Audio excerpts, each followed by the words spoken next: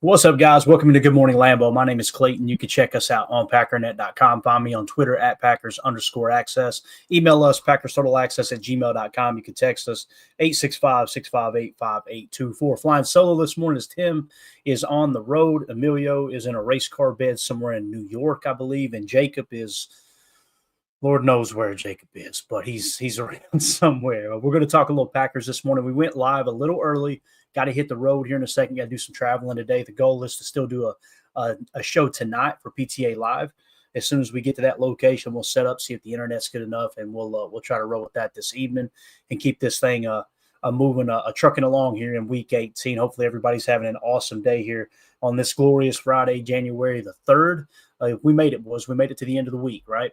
And hopefully, everybody has an awesome weekend coming up. With that being said, let's do this. Let's give a quick shout out to the awesome people over at Ticket King, the official ticket provider of Packer Fan Total Access Live. Wisconsin-based since '92, specializing in Packers tickets. They're Wisconsin's largest ticket source with offices next to Lambeau and in Milwaukee. Click on the link in the video description and they'll send you their website, theticketking.com. You can register there as a customer. Go ahead and start shopping for your Packers tickets. Again, that's Ticket King, the official ticket provider of Packer Fan Total Access Live. All right, we went live a little early just to get a little jump on it here. We had pretty much everything ready to roll. So let's go into the chat. I know everybody's filing in. Good to see everyone. We got Josh Vallantingham in the chat. He says he's got that diesel brewing ready to talk ball. I've already had my coffee, so I switched it over to a little Sprite Zero here this morning to bring it in for a nice, easy landing. All right, we didn't want to get too mouthy here on the show. Andy Watkins, good morning from frigid Chicago PTA Posse. Man, it sounds like the whole country. Pretty chilly right now, no doubt. Let's see who else we got in here. Let's see. Michael Herman, good morning. Just got home from work. I need coffee and anything Packers. There you go, Michael. Get that coffee brewing, buddy. Harry Cheese in the house. We got Green Ranger. Good to see you. Anthony in here. Hopefully everybody's having an awesome morning. Let's go to one of the first comments here. Packers Kingdom says, Romeo Doubs is easily one of the most underrated wide receivers in the NFL. He's third in overall route win rate, second in zone win rate, 18th in man win rate per at fantasy points data, minimum 25 routes. What's crazy too is I'm seeing other statistics too, Packers Kingdom, that suggests he's way better at man coverage than zone. Now, obviously yours is a fantasy site, so it's probably linking that, right?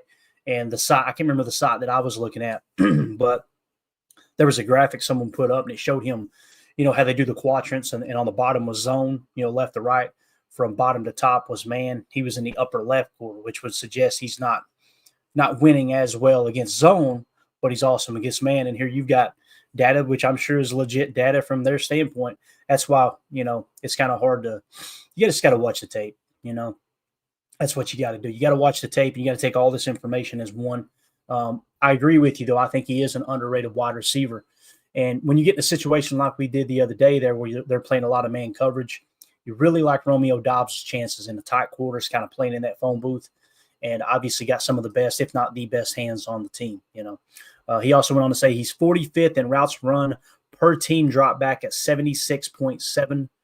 Jamar Chase is at 96.6%. Justin Jefferson's third at 92.4%. Devontae Adams is sixth at 89.5%. And Romeo Doubs is 46th in percentage of teams' first reads. That makes a lot of sense, again, with him being able to win in those one-on-one matchups. And design targets at 23.6%. Justin Jefferson is fourth at 34.2%. Adams, 33.7%. That's seventh best. Jamar Chase, eighth at 33.4%. If Romeo Doubs ran a higher percentage of routes and was the first read, you're looking at a similar rate of these other top receivers he would be producing at one of the highest levels in the NFL. I like the way you're thinking there, man. That's a good way to think outside of the box there a little bit, Packers Kingdom. Again, I like Rome. Are you willing to pay him like a Jamar Chase? Are you willing to pay him like a Devontae Adams? I'm not quite there yet. You know what I mean? But with those numbers there, like you were suggesting, if you gave him more targets, maybe more routes ran as the number one read, maybe he does put up those numbers, right? It's hard for me to be convinced of that as we sit right now, not that you're trying to convince anyone. But it's very interesting statistics. We appreciate you dropping those in there, man, for sure. Let's see here. So, all right, we're good. Rel says, sorry, Clayton, but I'm hoping for a Big Ten national championship game. But that being said, beat the Bears. Hey, I completely understand, Rel. Completely understand. Going into the playoffs, I didn't really think Notre Dame was like, you knew they were going to have a good ball club.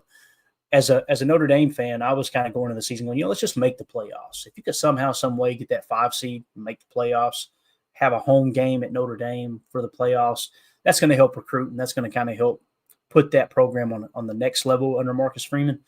Boy, they surprised the heck out of me yesterday. I did not expect that with Georgia. I really did. But anyway, this is a Packers podcast. We ain't going to get off topic here. Appreciate you mentioning that, though. And again, I understand you want a Big Ten national championship. That would put all these SEC folks to bed, right? As it's gotten kind of quiet down here in the South here lately. I don't know, man. It just seems like the SEC crowd doesn't have quite as much buzz as they usually do.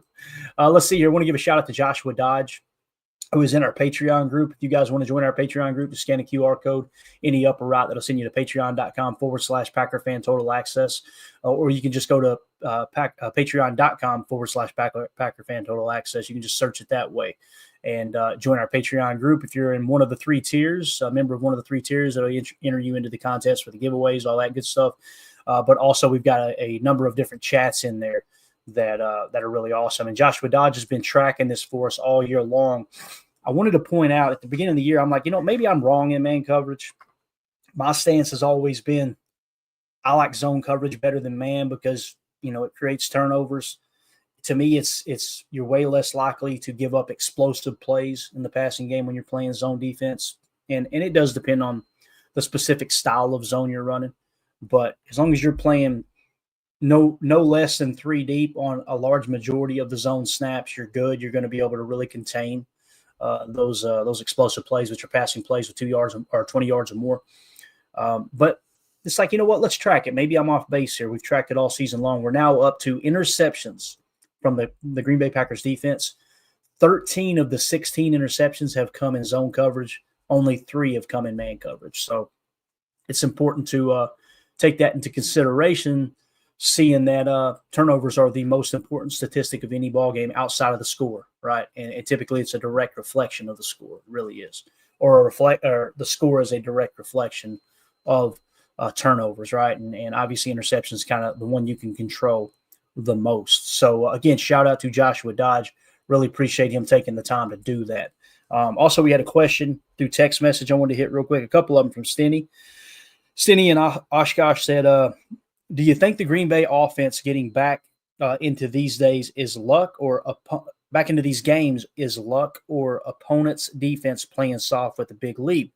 Do you think if the Packers fall behind in the playoffs the way they've been, it'll be one and done? If you fall behind in the playoffs, yeah, it's highly, highly likely you're going to be one and done. If you're having to play from behind in the playoffs against teams that can really put other people away, yeah, absolutely. Now, as far as them coming back, you gotta watch every specific game. You gotta watch the tape. You gotta see, all right, what was the defense being called? I did not feel like that against Minnesota. I can't help but notice the pessimistic fans, they see it that way.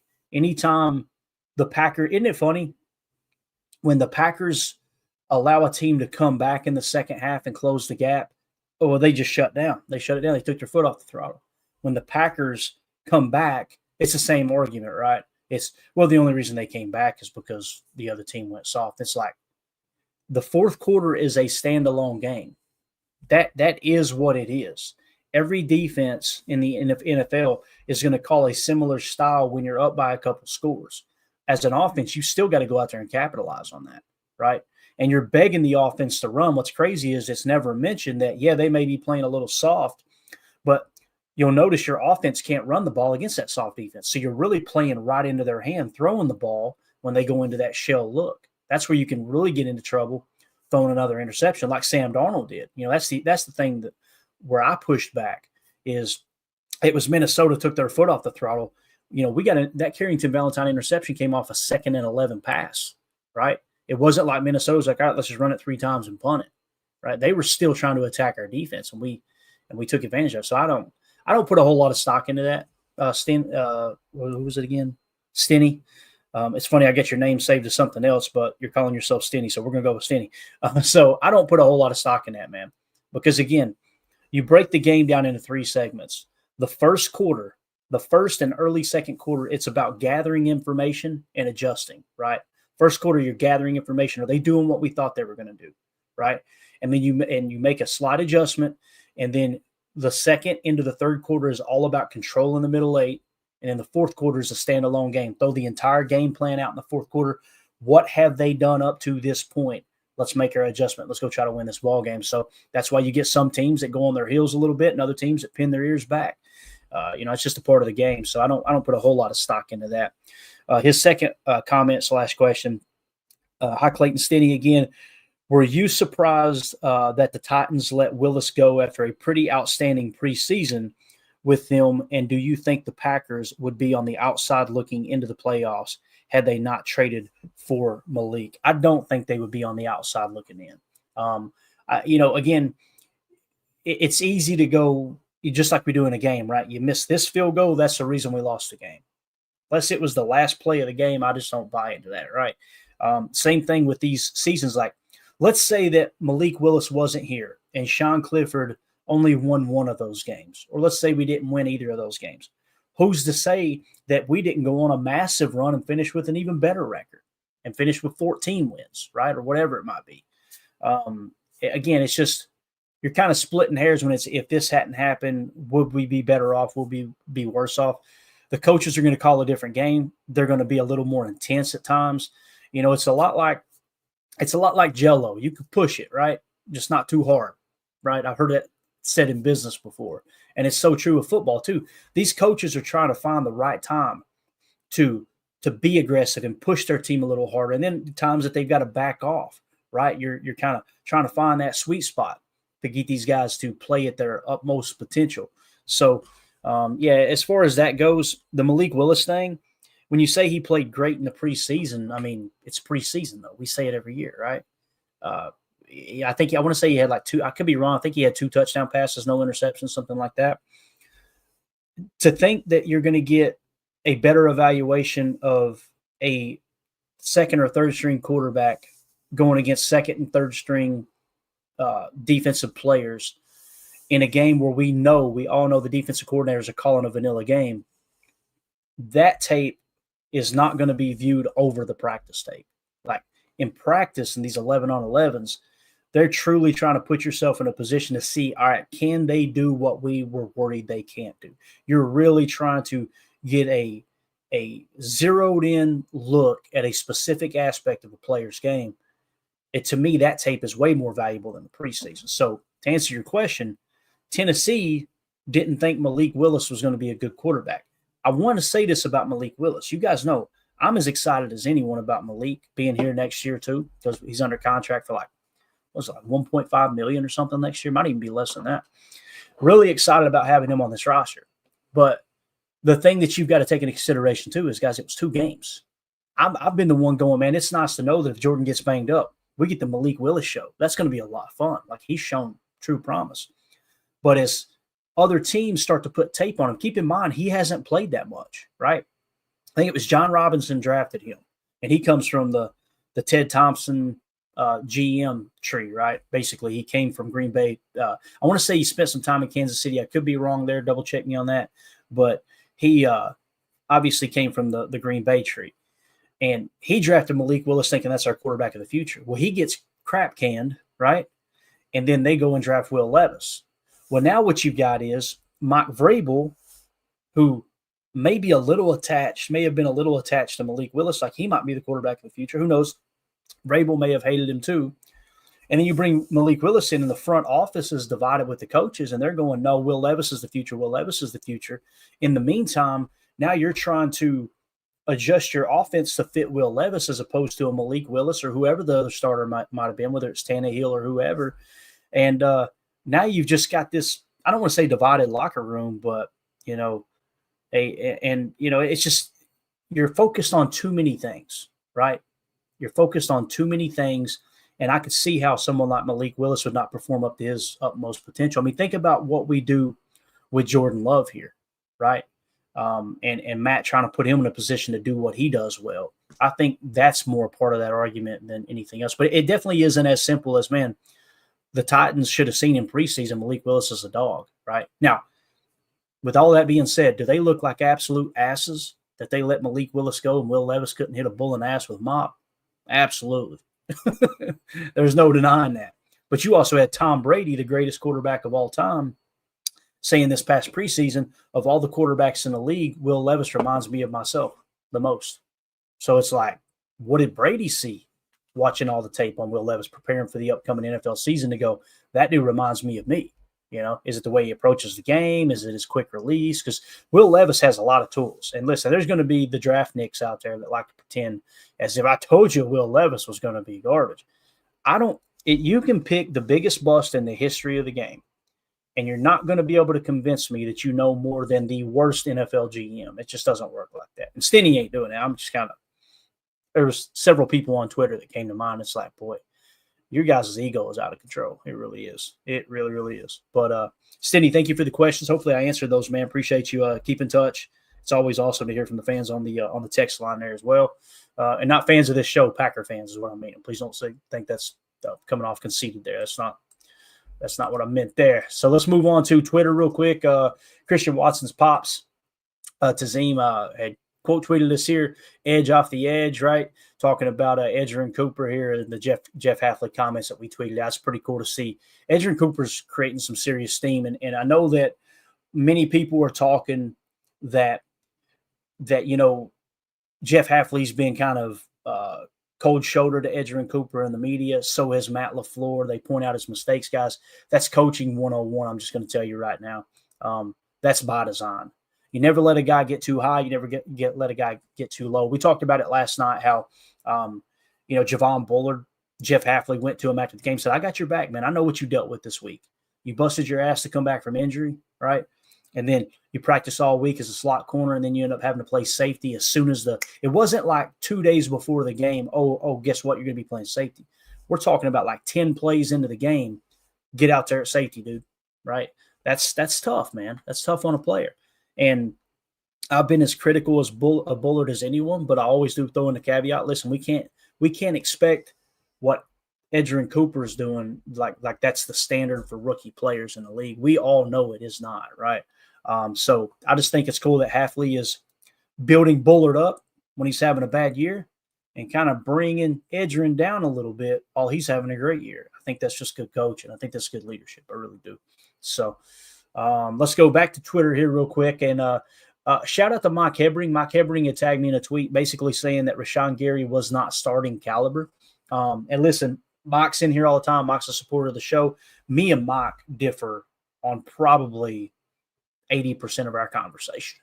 But Mike is a blessing to the show, and we consider him a friend. He tends to be a little more pessimistic, a little more, here's, why is this wrong? And I'm more on the side of, hey, here's what's going right, okay? And I don't think there's anything wrong with either of those stances. But he had threw a tweet out this morning, and I replied to it. And then it got me thinking, man, maybe I'm off base. Let's go look at the numbers again. Let's go look at the statistics. We've watched the hell out of the tape with Rashan Gary, and we can continue to do that if y'all want to. Like, we can pull up all of these run stops and show how he's been effective in the running game, because the media is still – let me say this about the media. They know where the hot button topics are. Go back 3 years to Aaron Rodgers. They rode that for ratings forever. They know that one of the hot button topics with this fan base is Rashan Gary. Rashan Gary's overpaid. Rashan Gary's a bum. All these things that everybody say, right? Like, it's like every year you've got to find one player and go, yep, it's his fault. Or last year it was Joe Barry. Yep, it's Joe Barry's fault. Get rid of Joe Barry. So we get rid of Joe Barry, the pass rush goes down a touch, and now everybody's, it's Rashan Gary's fault. You guys know I've been vocal. I feel like Kenny is the guy, if anyone is underperforming in this defense, although they all took a step back because it's a new scheme. And you could tell they're truly trying to stop the run this year. And, we all want a good run defense until we start stopping the run. And now all of a sudden it turns into, where's the pass rush? What happened to the pass rush? Defense just isn't played that way in the NFL, man. You could take something away, but you're sacrificing another aspect of your defense in order to do that. But here's a tweet I put out this morning. I just said, I want to be crystal clear here. I'm not saying Rashan Gary is having a great first year in Hafley's scheme, but this whole Gary is bad at football stance is just silly. I want to specify. Mike was not saying Gary is bad at football. Mike was simply saying, according to PFF, he wasn't starting caliber. And I had to point out that actually PFF says totally the opposite, okay? He's got a 73.1 PFF grade, all right? And if you click on this, 73.1 PFF grade for Rashan Gary is 29th best in the league amongst edge defenders. So how many starting edge defenders are there across the league every single Sunday where you say these are our two best edge defenders? That's starting caliber. Whether we agree with the coaching staff thinking they're starting caliber or not, that is how that's decided. So you've got 64 edge defenders that are starting caliber edge defenders when they're healthy. Rashan Gary's grading out 29th best. So not only does that suggest he's a starting caliber edge defender, but it also suggests that he is a number one edge defender on a team. You understand what I'm saying? Like 29th, top 32, okay, you can be a number one edge defender. That's not my opinion.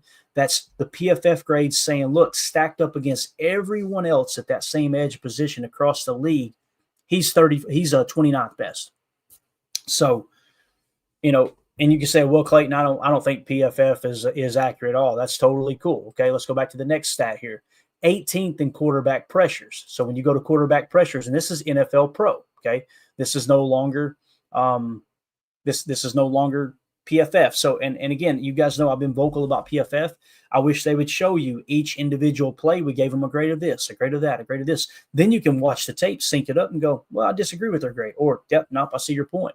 But they do it so blindly. It's just sometimes when the grades come out too, it really does make you think that they're kind of sitting back like, you know what, let's just rush this out here real quick and forget it. So we sorted by pressures, quarterback pressures. He is 18th in the National Football League in quarterback pressures. It looks like it's probably 49. No, probably will be 50. That arrow's covering it up right here on my screen. So in quarterback pressures, right? And again, this is GPS tracking, getting within a certain distance of the quarterback while he's still got the ball in his hand. He's basically 18th best. Once again, top 32 suggests a number one edge defender on the team. Top 64 would be starting caliber, right? But here's what's crazy. NFL Pro won't let you differentiate between defensive tackle and defensive end. So a defensive line is all thrown in. So this includes the defensive tackles as well. So now you're talking about to be starting caliber, typically 4 defensive linemen, right? Because you're in nickel the majority of the time, whether you play a 34 or a 4-3 base, you're going to be in your nickel 4-2-5 or a nickel 2-4-5 like we ran last year under Halfley. There's going to be 2 defensive tackles and there's going to be 2 edge defenders, right? So in that case, on this specific list here, you would say top 120 in just defensive linemen as a whole. He's 18th in pressures, in quarterback pressures. Now, you guys know the big thing that stood out to me this year is Gary has been better against the run this year than any other year I can remember. He's 31st in run stops. And once again, that's defensive linemen that include defensive tackles as well. All right. So he now has 36 run stops. And I actually was a little bit, I could have made the numbers look even better here because he's actually tied. He's got 36, but he's tied for 29th in the league with 36 run stops. Now, I heard Chewy on Jen Gabe and Chewy this morning said he's not good at run defense because that's tackles for loss, and his tackles for loss is horrible. I disagree wholeheartedly, and I try not to disagree with former NFL players. If you're telling me, this is kind of the sack and pressure argument, right? If you're telling me that sacks are the most important stat, I can't argue with that. Would I rather have a tackle for a loss or a run stop? Let's start with sacks. Would I rather have a sack or a pressure? I'd rather have a sack. But the reality is you've got some players that don't get as many sacks, but they get a ton more pressures. Let me put it this way, very, very simplistic form here. If you're saying, Clayton, you can either have 3 sacks or you can have 8 pressures, which are you taking? I'm taking the 8 pressures because, yeah, you got 3 sacks, but there's 7 other plays where you weren't even an impact on the play. But if you give me that 7 or 8 pressures, whatever the number was, that's 7 different plays where the quarterback's being hurried off his spot. Good chance he throws an interception or throws into coverage, but also you pressuring him, forcing him to move around the pocket, as we've seen this year, forces him to step into another sack. So it's all about getting a more positive result on far more overall snaps than it is just having these 2 or 3 flash plays. Now let's go to run defense. Would you rather have a tackle for a loss or a run stop. What's the difference? Run stops are essentially a running play that didn't make it like 2 or 3 yards beyond the line of scrimmage. Okay, so it's like, okay, that was, yeah, they got positive yards, but you stopped them, right? Like you kept them from having a positive play, essentially. So would I rather have a tackle for a loss or a run stop? I would rather have a tackle for a loss. But the argument applying again, would you rather have 3 tackles for a loss or 8 run stops? I'd rather have the 8 run stops. And I'm going to tell you why. Because how many times you see in an NFL game where you get a tackle for a loss, yeah, that's great and everything, right? That's the epitome of what you want to see. But if you're not going to have a positive impact on the running game for the next 7 plays and you got that 1 tackle for a loss, that means they're moving the damn sticks on those other 7 snaps or whatever it may be, as opposed to 8 run stops. You're keeping them limited to 2 yards rushing. So it's all about consistency and constantly putting the defense in a position where, okay, that was a positive play for us. Now we've got them in a 3rd and 8 as opposed to a 3rd and 4. You understand what I'm saying? So, like, to me, Gary has been more consistent, but hasn't shown those big flashes. And the other thing, too, is like for the crowd that, hey, man, he shouldn't be on the roster because of, he's overpaid. I've heard that over and over and over. He is the best defensive lineman. That includes defensive tackles and edge defenders on our entire team right now. So you're trying to throw the baby out with the bathwater. It's just like the Jaden Reed argument, right? Like Jaden Reed, some people are making it sound like Jaden Reed's an absolute bum. 136 passer rating when targeted this year. What are you talking about? Well, he's got a lot of drops. Okay, got it. Yeah, that sucks. I don't want the drops either. But to pretend like he's not the best receiver on this team right now, it's just silly. Same thing with Rashan Gary. So can you improve those positions? Absolutely. They're positions of needs for us going into this offseason. I don't have edge defender there because I would rather have a 3 tech over an edge defender. And when you look at Gary's grade, you look at Kenny Clark's grades and you look at his pressure rate and you look at his run stops, it is nothing, and I mean nothing like Rashan Gary. And that's what those big guys are supposed to do in the middle, stop the run, right? Because you're no longer in a 34. Gone are the days of you're going to be playing 2-gap in your base 34 and you're just kind of holding ground and shedding side to side, right? Like now's the time that you should be making those tackles. Now, there's a caveat there like we've shown on tape all year. Jeff Hafley's playing that touch spy. When I see a defensive tackle stand upright, occupy a double team, and you can see he's spying the quarterback and looking for a draw player trying to control a rush lane, I'm not going to penalize him for that. He's doing exactly what the coach has asked him to do. And Hafley specifically mentioned that in his presser yesterday. There's many times that we're calling plays where Gary's the guy who's just going inside and busting up a double team and allowing a dude to try to loop free, right? And there's other times that he's the looper. So you got to take everything into consideration. I just think it's hilarious that the people who were kicking and screaming that Rashan Gary's just so damn bad at football, all of a sudden he gets named to a Pro Bowl. I'm showing you he's grading out as a legit number 1 edge defender on any team in the league, right? Not any team in the league, but every team in the league, 32 teams, right? He would qualify as, hey, he would be a number 1 edge defender. He could be a number 1 edge defender on the worst team, right? And he damn sure falls into that starting caliber. So, yeah, there's room for improvement. I think he will improve in this defense as Hafley learns what everybody does and does well. And he may slow down on the stunts next year, Hafley might, and just do some straight up blitzes, right? That may become a thing too. But it's just embarrassing. It's like you can tell that it comes from the overly emotional people. And usually that conversation ends with their voice raising, and you can tell, okay, they're just upset. They are just mad at the world, and they're not truly trying to dive in and understand here's what's going on. But when I heard that today from Chewy, I was a little taken back. Like, tackles for loss is not the only way to measure a good run defense. Let me tell you how you can measure a good run defense. Yards per carry allowed. Period, case closed, right? That's the goal. I know some people like to do yards per game, rushing yards per game. I personally don't buy into that as much as yards per carry, because you could have an offense that turns the ball over, 3 times. That team wins the turnover differential 3-0, and they just continue to pound the rock and run the clock out, and they're only getting 3 yards a clip, right? But at the end of the game, they look up and they got 140 yards rushing. Like, wow, our run defense sucked. No, not necessarily. Our offense kept giving them the ball back, and they just pressed into the run as much as they could, and we were kind of stopping it. So if the run defense is improved, this is the moral of the story. The run defense has improved. I think we would all agree that it's improved pretty dramatically, right? Okay, now you peel a layer back and go, okay, why did it improve? Oh, Rashan Gary's leading the team in run stops. You turn on the tape. This dude's flashing across the formation, hustling his ass off. The play is 7 yards away from him. The guy gets cut off in the backfield, tries to make a cut. And if Rashan Gary isn't playing whistle to whistle, like we know he does every single down, he's not making that tackle, therefore not getting that run stop.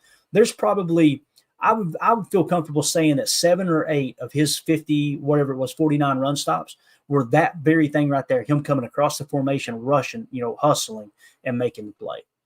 And it's just, well, the tackles for a lot. Everybody looks for an easy way to determine why someone's bad. Therefore, that's why the team's bad. Therefore, get them out of here. And it's just not that simple. It really isn't. And you got to look at it on a play-by-play basis. And that's where I would push back on somebody like that. Like, I have all the respect in the world for Chewy, right? And I would ask him, okay, what plays have you watched specifically? Give me the snap. Give me the game, give me the timestamp, and I'll watch it with you. And if you're right, you're right. But they don't do that. They just look at the statistics. And then I'll go comb through the statistics. I'm like, what are we complaining about? This dude's a top 32 edge defender. First year in a defense. Run defense got better. Like, we're legit a top 10 defense now. Last year, I would say we were around 12 to 15, depending on which metric you want to look at. So, I don't know, man. It's frustrating. It's a little frustrating, but I just wanted to point out that's my stance on that. And I don't understand that whole argument of, hey, they're just bad. It's weird. So, CJ in the chat, yeah, exactly, Clayton. Those 8 pressures will make quarterback get happy feet. Again, you want sacks, right, CJ? And I know you know this too, man. If you're saying, would you rather have 8 sacks or 8 pressures? Of course, you'd rather have 8 sacks. But that's not the reality of that conversation. So if you'd rather have a guy who gets 2 sacks and only 4 pressures, I'm taking the guy with 8 pressures and, 1 sack or whatever it may be, right? So, again, just yeah, you're right, Michael. Just people thrive on negativity. And again, I understand in the radio business, this is what gets the engagement. Guys, we're not interested in engagement here. Like, matter of fact, I'm not a people person. You guys probably caught on to that. I'm a hermit. But you want to get people engaged in your broadcast. You want to get people engaged on your Twitter and all that. That clickbait stuff, you'll see me tweet stuff out more often than not that I get roasted because the majority of people disagree with it, right? And it's not going to have that same effect of, yeah, everybody get your pitchforks. That's the problem right there. It just ain't gonna do it, man. Can't do it. So let's see here if we can hop back out. We will. I'm going to go back to Twitter here and hit on the next thing. We had talked about the pressure, obviously. So I took it one step further here. All right. And this next thing here, you'll see the original tweet that I attached. The argument then goes to, okay, yeah, he might be a legit starting edge defender, right? As we said here in this other tweet where I said, I want to be crystal clear. I'm not saying Rashan Gary's having a great first year, but he's not bad at football, right? Then it goes to, well, he's just overpaid. He's overpaid. All right. You also hear Rashan Gary's overpaid. There's 21 other defensive linemen with a larger cap hit than Rashan Gary. Rashan Gary has an $11.1 million cap hit this year. Now, guess what happens? The goalposts get moved again. It's, well, that's just this year. It's going to raise next year. It will raise next year. You're exactly right. But guess what? Next year's a different year. And that contract can be restructured. And also, they don't take into consideration. This was my argument with Aaron Rodgers when people were saying he's the $50 million quarterback. There wasn't 1 year that he was $50 million against the cap. And that's all I care about as a fan is, can we get under the cap, and which guys are eating up the most cap space, right? Which guys are eating up the most cap space to fill the best roster? Now, how many – we're talking about Jair Alexander. The conversation right now, you notice how nobody's mentioning the cap penalty? Everybody's saying, we just move on from him. You could free out $6 to $7 million. You could free that up. And nobody's mentioned the $18 to $19 million cap penalty, whatever it may be, right? Because nobody truly cares. They only care about that when they can maneuver the conversation to prove their point. And I think a lot of people argue over this whole Rashan Gary thing because there's receipts out there. They've got tweet after tweet of them overreacting, not understanding what the scheme is actually asking these players to do. And then when you prove that wrong, they get all defensive and they want to go defend their stance. Again, Mike was not doing this. Mike was pointing out that I guess it was PFF that was saying that. Isn't it ironic? I use PFF grade to prove that he's the 18th best edge defender in the game. All right, let's go off PFF. Here's their grades. But here's the problem with PFF. You've got human beings working there that write articles and give their opinion, and their opinion may be that he's less than that, while their whole staff is grading him out as a top edge defender. It's like, anyway, $11.1 million against the cap is Rashan Gary. So I think that's money well spent. The guy is leading the team in every important statistical category for your defensive line, and he's getting paid $11.1 million against the cap this year. And I've already closed the cap tab out. Go look at Kenny's. Again, this isn't to pile on Kenny and go, he's the problem. You see him doing a lot of touch spine. This is what Hafley's asking those guys to do. I'm going to be honest with you guys. When I seen him touch spine those out of the one tech on those double teams, as much as he was, I'm going, we could get another guy to do that. Right? Like, why are we doing that with Kenny? But Hafley sees something in the defense, and I'm telling you what I think he sees is teams know how good Kenny Clark can be. So they try to scheme around Kenny, and they damn sure try to scheme around Rashan Gary because you've seen it again this last game, them chipping him, right? That's another thing, too. I won't say the knucklehead, but he's on a show, and he's been driving the bus for this Rashan Gary hate all year long, right? And, boy, he talks as if he's an authoritarian on football knowledge. And he likes to point out that a tight end stood up Rashan Gary and blocked him straight up. He can't even beat a tight end blocking him. And you go, and I went and watched the tape on that one. It was early in the year. It was like week 2 or 3. And I watched, I'm like, he's playing spy. What are you talking about? Like, you don't even understand what he's being asked to do on this specific play. You just see a number 84 blocking him, and you go, Rashan Gary's so bad he can't even beat a tight end. He could beat that tight end's brains in if he just pinned his ears back and went to the quarterback. That's not what Hafley was asking him to do. What Hafley was asking him to do is, out of a wide 9, here's what they're showing on tape. Here's what teams are doing to us. They're going to put the left tackle blocking, and they're going to have the tight end help chip. Here's what I want you to do, Gary. I want you to engage and then work yourself to the middle of the field, and you play spy. You're going to occupy 2 bodies. Well, what happened on that specific play? He engages. The tackle puts a hand on him. The tackle bends over to help out in the middle because he recognizes Rashan Gary's not actually rushing the quarterback right now. And Rashan Gary is playing patty cake with the tight end with his eyes on the quarterback to make sure he doesn't scramble. That's called a touch spy.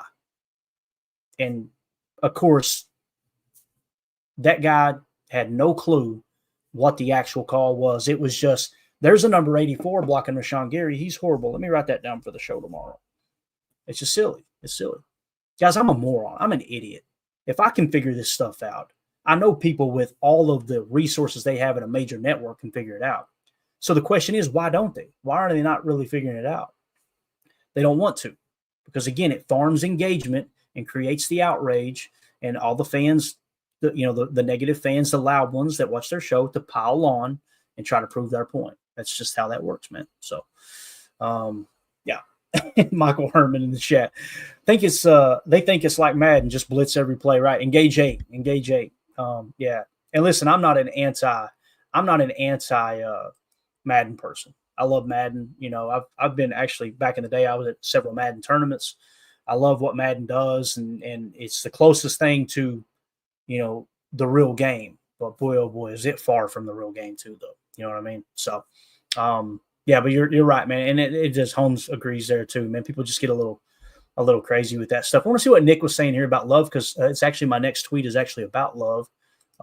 Jordan Love, not Love itself. Everybody needs love, but we're talking Jordan Love here. Let's see what he said here. Nick McSwain says Love's extension was $46 million per year, but people always say he's making $55 million a year. It's 55 if you include the year he's currently playing on, but the extension is only 46. And that's the thing too, Nick. Like, we can get out of that contract in year 3. Let's say Love was to fall flat on his face. In year 3, you could really look up and go, all right, we're going to take a big cap hit, but now's the time. Let's go find our franchise quarterback. I think Love is the franchise quarterback. I could be wrong in 2 years. I could look up and go, boys, I had it wrong. I've seen enough that I think Love is the dude. And there's enough metrics to back that up for me. It's on the tape too. Again, another year under his belt. If he really gets better and puts a full season together, like put it this way. If you took the second half of last season and the second half of this season and put it together as a full season, dude's playing elite football. Now, I know there's going to be critics that go, well, that's not the guy. I got you. I completely understand. He's got to put it together. But and I said this when Aaron Rodgers finally left. I said they're going to do the same thing to Jordan Love. Their fans are going to do the same thing to Jordan Love. It's going to be about, why didn't he take less money? Why didn't he take how many times we hear that with Jordan or with Aaron Rodgers? I challenge everybody to do me a favor. Go look at Aaron Rodgers' career earnings, okay, and look at his cap hit year by year, and then take that cap hit and divide it by the years that he's played in the league, and look at where that stacks up across the NFL. You'd be surprised. You would be really surprised. Still gonna fall in the top 10, but he damn sure isn't number one. And the same conversation is going to be steered toward Love. There's something that goes on with fans that when a player gets a contract, all of a sudden now, well, you better raise your game now. Bro? They paid him for what they think he can be, yes. But this notion of now I'm going to be extra critical and hate on this player because he got the bag is just silly to me. That's on the front office to get it right. At that point, why are we going to hate on a player as a fan and try to manipulate the numbers and make it sound like it's worse than it actually is? We covered that Aaron Rodgers extension very, very thoroughly here. Talked about how Russell Wilson's agent talked with Andrew Brandt about it and said, hey, yeah, this is no one truly knows what the optional aspect of this contract is other than Aaron's camp and the team. But this seems like a 1 plus a 2 with an option of a 3 is what it seems like. And that's what it ended up being. Now, if you want to criticize somebody, criticize Brian Gutekunst because he threw the bag at him and then cut him after 1 year, and we had to absorb a $45 million cap penalty, right, without that player on the roster. So was it the right move? I think it probably was the right move, but you're not going to convince me that that was a good move that they gave him that extension. You should have just moved on because let me put it this way. The past is the past, right? That $45 million cap penalty that we had on the roster last year, I believe it was. Let's pretend like, all right, we're not going to go back and try to get players during that year. But I'm going to tell you, it would have rolled over. Imagine if we're looking up this year and we got over $100 million in cap space, right? Who's to blame for that? If you talk to some of the fans, they would blame Rodgers. Why he should have took less money. Goody's the one who gave him the contract. Goody's the one who came crawling back to him, right? And again, I think Goody's done a great job. I don't think he's a bad GM. I think he's a great GM. I think Goody, he's just a Super Bowl away from going up. This guy might be in the Hall of Fame, but it's just you got to take everything into consideration. I don't want conversations on this show to turn into it's this way and only this way rather than looking at every angle, So there you go, Holmes. The market is the market. That's it, man. That's it. And I always use this. I'm selling a house right now. I always use this comparison. That house I'm selling, I think it's worth $300,000, right? I put it on the market for $300,000. Somebody comes in and offers me $250,000, right? What am I going to say? Oh no, it's worth $300,000. That house is worth what someone is willing to pay for it. Period. Case closed. Now you got to make a decision. Is it worth it for you to pay for that quarterback? Quarterback is that important. So I agree with them extending Jordan Love because that was the market, right? What was the other option, guys? There's some fans that believe we should never give Jordan that contract. Okay, cool. Let him walk into free agency, right? Let him walk into free agency. Who's your quarterback? Well, they'll say it's Malik Willis, but let's be honest, they hadn't traded for Malik Willis yet. Who knows if that would have felt the same way it did? And also, if it is Malik Willis, what happens when teams get 6-7 weeks of tape on him and they start heavily scouting against him and put a scheme together to stop him, right? That's why our boy Greg Cosell, the GOAT, said about Jordan has all the arm talent in the world. He has all the ability to be a starting quarterback. The question is he going to be the same quarterback week in and week out? When things go wrong, is he going to come back the next week, reset, and do what he knows is right and try to press into the mechanical aspect of the game, try to press into everything that's being coached, right? We don't know if Malik could do that when he hit a wall. I hope he would. And again, I'm excited about Malik Willis, but it's just a weird argument to try to make it sound as if Jordan isn't worth the money when we know what the market was, right? And again, when you see the way he's played at the end of the year here, let me put this up real quick. It kind of goes hand in hand with it. Jordan Love is 5th in EPA on play action passing. There's several reasons that teams are forced away from it. by the defense, but the Packers need to really press in if possible because, again, it's easy. We just need to run more play action. Well, there's a reason that Matt LaFleur is scheming away from it. There's something he's seen on tape, I'm sure, that deters him from doing more play action. But when you look at this chart here, it's play action usage and play action efficiency, okay? Running from left to right on the bottom of the chart is the percentage of all plays in which you run play action pass, okay? And then when you look running vertically on the left side of the screen, you go EPA per play, okay? So this is play action passing, percentage of all plays. Jordan Love is, just barely above the median line. If I had to guess, I'd say it's probably 21 to 22%, right? Is percentage of all plays is play action passes, right?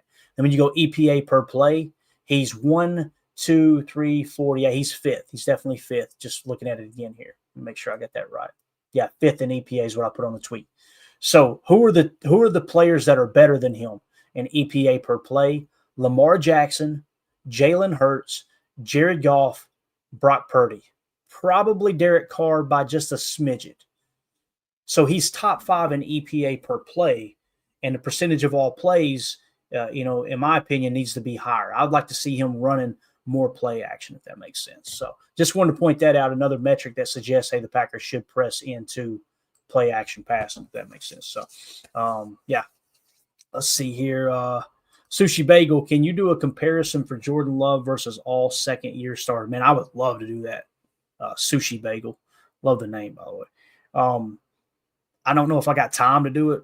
Again, I'm about to hit the road right now. If I was staying here in the office all weekend long, I could probably pull it off and try to go through and look at that. We need to see that. Like, how does his second year compare to other second-year quarterbacks, right? Because the sophomore slump's a real thing too.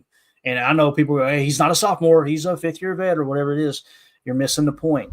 It's his sophomore year starting. Therefore, the reason the sophomore slump is a thing is because defenses catch on to what you're doing. And the sophomore slump typically comes because, hey, here's what I did well. Let's press into that. Let's do more of that. Oh, crap, the defense is taking that away. How do you adjust to it, right? That's why typically second-year quarterbacks take a step back. Everybody's raking C.J. Stroud over the coals right now like he's a horrible quarterback. That's silly. That's really, really silly. You've got to give him time. Again, second year as a starter, he's going to learn and adjust. I think he will. Now, he may end up being a bad quarterback, but that's that sophomore slump we talk about and the adjustments you got to make. So, but yeah, we need to do that, man. We definitely need to see that. It's funny though, sophomore slump, he's still, pretty much a top 10 quarterback. That's pretty wild to think about, right? So, and some of the plays he makes, man, that's what's Biz there. I like this sophomore slump. Same, man. Same. If some are considering it. And I'm not saying Sushi Bagel was saying that. I'm just, kind of thinking out loud here. There you go. J. Cole. Texans offensive line is awful too. It's a good point. And you know what? Is it that their offensive line is so awful, Jay? Were they bad last year? We'd have to go look at it, right? We'd have to deep dive it and see, okay, yeah, they were bad last year too, but C.J. Stroud made up for it. Or is it they're having a bad year as an offensive line? Could be injuries, but it could also be, once again, here's how C.J. Stroud played. Let's attack the offensive line from this angle. Let's run more stunts here. Let's try to do a little touch spy there, whatever it may be, to throw his game off, and that could cause a sophomore slump too. So it's not just about that one player in the quarterback. It's how's the O-line playing. The other thing too, look at the receivers he's lost all year long. He's got Nico Collins back now, I believe, but he's missed significant time this year. Tank Dell absolutely destroyed his leg after coming back from an injury too. So, you know what I mean? He's trying to patch that together with backup wide receivers. Our receivers, I feel like, have been pretty healthy this year, with the exception of a couple freak things. Romeo Doubs' concussion, obviously. It's a serious thing. Christian Watson, that freak play with the dude landing on his leg. But overall, I feel like we've been pretty healthy. But again, we've got, I think, a wide receiver room full of a bunch of number twos. And that's not a knock. That's a good thing, in my opinion. That means you can go to any of those guys and they can be dependable, somewhat dependable. Got to get the drops issue fixed, though. Got to. Whether fourth or fifth worst in the league in terms of drops. So got to get that better. And here's the thing, too. Just from a numbers standpoint, that would suggest that that drops thing might improve going into the playoffs because they've been so bad at it this year, too. There's that angle, too, right? Sometimes the numbers balance out a little bit more with more reps. So who knows, man? Maybe we get in the playoffs and this becomes just a solid wide receiver room and Jordan Love plays his best ball and we could get hot. That could be the case. Holmes MD1, I could try to work on that project. That would be great, Holmes, if you would. That would be absolutely awesome, man. You could just text it over to me on the text line or email it or whatever. That would be really, you could probably type it out too. I'm sure we could do that. But again, what we're referring to is what Sushi Bagel asked. Can we compare those second years? Here we go. Can you do a comparison for Jordan Love versus all second year stars? Yeah, Holmes. Again, if you can't do it, it's totally cool. But if you find yourself a time to do that, man, let's do that. That'd be awesome. So CJN, last comment. We got to get out of here. My wife's going to kill me. I got to get on the road. I got to pack all this stuff up too. It's going to be crazy. CJN says those people that don't understand that Love is really only his second year playing just shows how ignorant they really are. And again, it's just emotional fanning, you know, and that's okay. They can do that. I just try to distance myself from it. You know what I mean? Because like, I really want to key in and figure out what happened, why did it happen, and man, you've got to remove some of that noise because you've got to remove emotions if you're going to try to truly understand what a team is actually doing. You know, you got to look at it that way. And if you're hearing my voice, you go, well, I don't want to fan that way. I don't want to take the time to think, okay, cool. That's totally cool. You know, you do you, we'll do us. And that's totally fine. It ain't a big deal. I've got to stop engaging with it. Right. But Mike mentioned that this morning. I'm going, where's that coming from? Let me look. Is that really true? And I looked at PFL. I'm like, that ain't true. So I'm sure he's got a response on his original tweet. I need to go check it, see what he said. So, but anyway, that's it, guys. I'm going to get out of here real quick, get everything loaded up. If everything goes as planned, we will do a show tonight. I'll just be in another town with another setting. Disregard the bad setup, and obviously we won't have all the fun tools that we have here on this original setup. But we'll still do a show tonight, tomorrow morning, tomorrow night. We'll probably do a pregame show from Chattanooga, and then I'll hit the road, watch the game on the road, and then get here in time to do a postgame show for y'all. That's the plan anyway. Give me a little grace if it doesn't work out completely like that, but that's what we're going to try to do. So that's it. We're out. Appreciate you, Nick. Thank you so much, Biz. You guys are awesome. Will do, Sushi.